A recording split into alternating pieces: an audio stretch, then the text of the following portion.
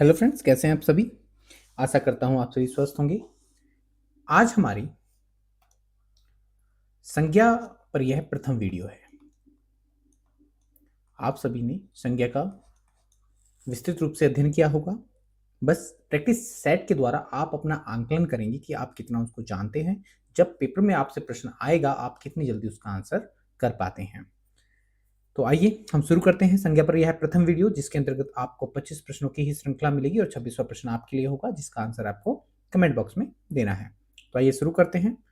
निम्नलिखित वाक्य में संज्ञा के रूप में क्या प्रयोग हुआ है। क्या मतलब कौन सा पद है जो संज्ञा के रूप को परिभाषित करता है। संज्ञा है वह इनमें से एक को जानता है। तो यहां पर जो ऑप्शन आपके पास दिए वो है इनमें, वह और एक। तो चारों में से कौन सा पद है जो संज्ञा है।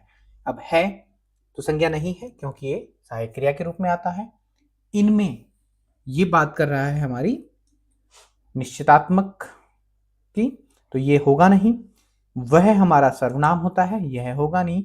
तो एक ही है जो हमारा संज्ञा के रूप में परिभाषित हो रहा है पद। तो ऑप्शन डी आपका बिल्कुल सही होगा। निम्नलिखित में संज्ञा शब्द पहचानिए। तो निम्न जो शब्द दिए इनमें संज्ञा कौन सा है। मीठा तो विशेषण होता है, आपको पता है। मधुर ये भी विशेषण है। चतुर भी विशेषण है। चातुर्य जो चतुर से बना है ये आपका भावात्मक संज्ञा है। तो यही आपका आंसर होगा डी। व्यक्ति वस्तु या स्थान के नाम को क्या कहते हैं। व्यक्ति वस्तु स्थान या भाव के नाम को संज्ञा कहते हैं और संज्ञा के स्थान पर प्रयुक्त होने वाले शब्द को सर्वनाम कहते हैं। और जब किसी कार्य के होने का भाव प्रकट होता है किसी शब्द से उसको क्रिया कहते हैं। और संज्ञा या सर्वनाम की विशेषता बताने वाले शब्दों को विशेषण कहते हैं। ये आप ध्यान से समझिएगा। तो यहां पर हमारा ऑप्शन हो जाएगा ऑप्शन ए। संज्ञा का भेद नहीं है।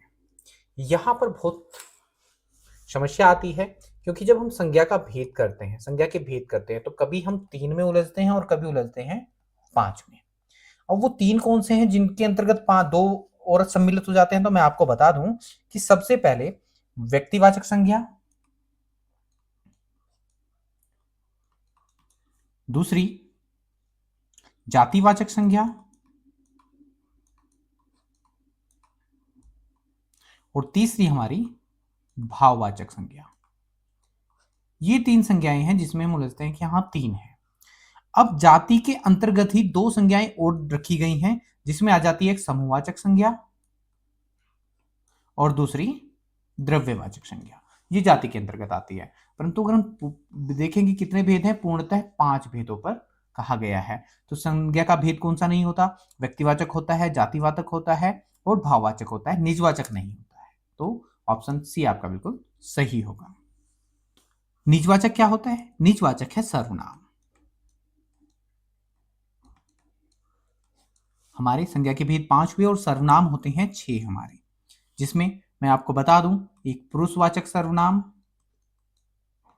दूसरा होता है आपका निश्चय, तीसरा अनिश्चयवाचक सर्वनाम, प्रश्नवाचक, संबंधवाचक और निजवाचक। ये 6 हमारे सर्वनाम के भेद हैं। चलिए आगे चलते हैं। हिंदी में शब्दों का लिंग निर्धारण किसके आधार पर होता है। तो जो लिंग निर्धारण है हमारा वो संज्ञा के आधार पर होता है कि पुल्लिंग है या फिर स्त्रीलिंग है। जो पुरुष जाति का बोध कराता है वो पुल्लिंग होते हैं और जो स्त्री जाति का बोध कराता है वो स्त्रीलिंग होते हैं, परंतु उनका निर्धारण संज्ञा के अनुरूप होता है। वचन किसके लिए प्रयोग किए जाते हैं। अब जो वचन का प्रयोग है वो किसके लिए प्रयोग होता है। क्या वह संज्ञा के लिए, सर्वनाम के लिए, विशेषण के लिए या अलंकार के लिए। तो आपको बता दें जो वचनों का प्रयोग होता है वो भी संज्ञा के लिए ही होता है। हवा कैसा शब्द है। अब हवा जब आप उसका प्रयोग करेंगे तो आपको पता चलेगा कि हवा एक संज्ञावाचक शब्द है और संज्ञावाचक शब्द में भी वो जातिवाचक संज्ञा की बात करता है। वायु, पवन, समीर, अनीर इनके पर्यायवाची हो जाते हैं। तो ऑप्शन डी आपका बिल्कुल सही होगा। टहलना स्वास्थ्य के लिए अच्छा है। वाक्य में टहलना क्या है। अब टहलना, अब हम सोचेंगे कि घूमना, ये तो क्रिया हुई, परंतु नहीं, टहलना स्वास्थ्य के लिए अच्छा है। यहां पर टहलना संज्ञा को परिभाषित कर रहा है, तो यहां पर ये संज्ञा होती है। अब ये संज्ञा भी कैसी हुई, टहलना हमें पता है कि घूमना क्रिया होती है, तो इसी को हम इसको क्रियात्मक संज्ञा का नाम देते हैं, क्योंकि ये टहल मूल शब्द से बना है, एक वचन पुल्लिंग शब्द होता है, तो ये क्रियात्मक संज्ञा है।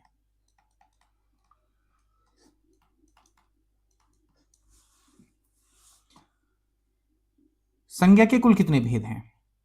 अभी अभी हमने आपको बताया कि 3 मुख्य भेद हैं, उन्हीं के अंतर्गत 2 आते हैं, 5 यहां ऑप्शन में है ही नहीं, तो ऑप्शन ए आपका बिल्कुल सही होगा, 3 भेद।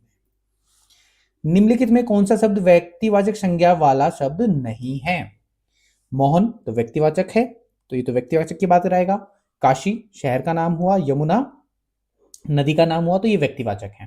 परंतु नदी एक जाति का बोध करा रहे हैं, गंगा यमुना सरस्वती कावेरी मंदाकिनी नंदाकिनी, तो ये सब नदियों के नाम हो गए, परंतु नदी इन समूह सभी को लेकर आता है, ये जातिवाचक शब्द हुआ, तो ऑप्शन डी आपका आंसर होगा।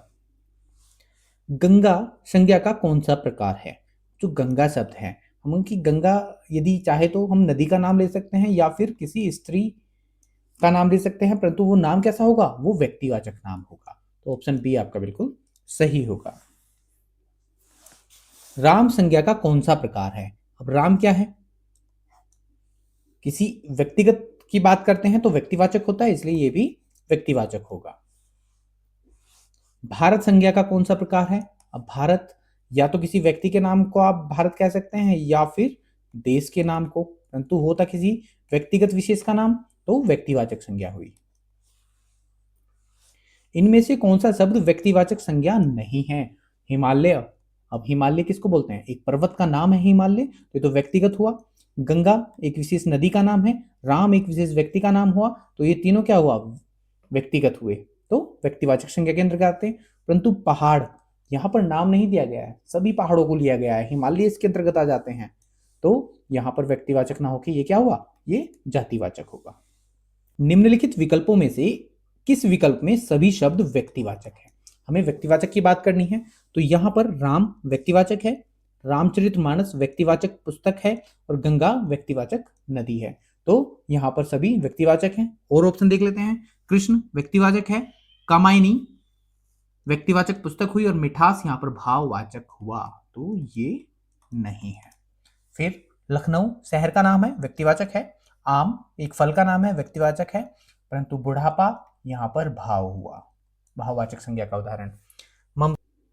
ममता यहां पर व्यक्तिवाचक हुआ, वकील यहां पर व्यक्तिवाचक ना होकर जातिवाचक शब्द हुआ, और पुस्तक भी जातिवाचक शब्द हुआ।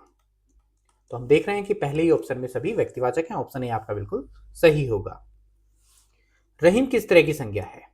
नीचे दिए गए विकल्पों में सही विकल्प का चयन कीजिए। तो रहीम किसी व्यक्ति विशेष को कहा जाता है, इसलिए व्यक्तिवाचक संज्ञा होगी। संज्ञा शब्द कावेरी का भेद है। अब कावेरी क्या है, कावेरी या तो हम कह सकते हैं कि किसी स्त्री का नाम होगा तो भी ये व्यक्ति विशेष हुआ, और यदि नदी को बोलते हैं कावेरी, एक नदी का नाम है, तो भी व्यक्ति विशेष हुआ, इसलिए व्यक्तिवाचक संज्ञा होगी। निम्न में संज्ञा शब्द है, तो संज्ञा शब्द कौन सा है? गंगा, पुराना, नीला, मोटा, तो हम यहां देखेंगे ये तीनों तो नीला मोटा पुराना ये सभी तो विशेषण शब्द हैं, ठीक है, ये शब्द विशेषण है, और गंगा आपका संज्ञा है, ऑप्शन ए आपका बिल्कुल सही होगा। राकेश, रमेश, सीता, श्याम हिंदुस्तान में कौन सी संज्ञा है? तो हम देख रहे हैं कि सभी के सभी क्या हैं, ये व्यक्तिवाचक बात कर रहे हैं, व्यक्ति विशेष की बात कर रहे हैं, तो व्यक्तिवाचक संज्ञा होगी, ऑप्शन सी। हिमालय किस प्रकार की संज्ञा है? अभी अभी बात हुई कि हिमालय क्या है, हिमालय एक पर्वत का नाम है, पर्वत जातिवाचक होता है, परंतु हिमालय व्यक्ति विशेष की बात कर रहा है, तो व्यक्तिवाचक होगा, आपका ऑप्शन ए बिल्कुल सही होगा। चांदनी चौक में कौन सी संज्ञा है? अब चांदनी चौक किसी विशेष स्थान की बात हो रही है, तो व्यक्तिवाचक संज्ञा होगी। इनमें विकारी शब्द का उदाहरण कौन सा है? अब विकारी शब्द कौन से होते हैं? जानते हैं कि जो विकारी शब्द हैं वो 4 प्रकार के होते हैं, संज्ञा, सर्वनाम, विशेषण और क्रिया। इन चारों शब्दों को विकारी शब्द कहा जाता है, तो हम देख लेते हैं। कि आज यथा, तो ये तो अविकारी है, इसमें कोई परिवर्तन नहीं होता। लिंग वचन कारक के अनुसार यदि किसी शब्द में परिवर्तन हो जाता है तो वो विकारी है, अगर नहीं होता है तो अविकारी है। आज में कोई परिवर्तन नहीं होता, ये भी अविकारी है। लड़का में परिवर्तन हो सकता है क्योंकि लड़का एक वचन का बहुवचन लड़के हो सकता है, तो ये विकारी शब्द हुआ। परंतु में कोई परिवर्तन नहीं होता, ये अविकारी शब्द है, तो ऑप्शन सी आपका बिल्कुल सही होगा। निम्नलिखित में से कौन सा शब्द जातिवाचक संज्ञा नहीं है? जातिवाचक संज्ञा नहीं है। अब पशु, ये तो जातिवाचक है क्योंकि सभी पशुओं की बात करता है। घर, ये भी किसी व्यक्ति घर विशेष घर की बात नहीं हो रही है। नदी भी जातिवाचक है, किसी व्यक्ति विशेष नदी की बात नहीं हो रही है। परंतु नर्मदा किसी विशेष नदी की बात हो रही है, तो ये कैसा हुआ? ये व्यक्तिवाचक हुआ, ये व्यक्तिवाचक संज्ञा हुई। तो ऑप्शन डी आपका बिल्कुल सही होगा। निम्नलिखित में से संज्ञा की दृष्टि से असंगत युग्म है, मतलब जो संज्ञा की दृष्टि से असंगत है। बंदर जातिवाचक शब्द है, हाँ, क्योंकि बंदर किसी विशेष बंदर की बात नहीं है, पूरी जाति की बात है, ये जातिवाचक है। मोटाई भाववाचक है, हाँ बिल्कुल भाववाचक है, भाव की बात करता है। नेपाल एक देश का नाम है, व्यक्ति विशेष का नाम है, तो व्यक्तिवाचक हुआ। घृणा जाति, घृणा जाति नहीं हुई, घृणा भाव हुआ, तो ये भाववाचक संज्ञा है। तो यही आपका आंसर होगा, ऑप्शन डी। पशु चर रहे हैं, वाक्य में पशु कौन सी संज्ञा है? व्यक्तिवाचक, जातिवाचक, भाववाचक या फिर द्रव्यवाचक? अब हम बात कर रहे हैं पशु चर रहे हैं, भेड़, बकरी, गाय, कोई भी पशु हो सकता है। तो ये पशु जो होता है ये जातिवाचक शब्द है, तो जातिवाचक संख्या होगी ऑप्शन बी। ये वीडियो का अंतिम प्रश्न है, ये आपके लिए है, इसका आंसर आपको कमेंट बॉक्स में देना होगा। इनमें से कौन सा शब्द जातिवाचक संज्ञा है? तो आपको जातिवाचक संज्ञा की पहचान करनी है, जो पूरे जाति का बोध कराए वो शब्द जातिवाचक संज्ञा होते हैं। तो क्या मनुष्य, मोहन, परिवार और कृष्ण, इनमें से कौन सा जातिवाचक है? आप उसको कमेंट बॉक्स में अवश्य बताइएगा। जल्दी मिलते हैं अगली वीडियो में, धन्यवाद।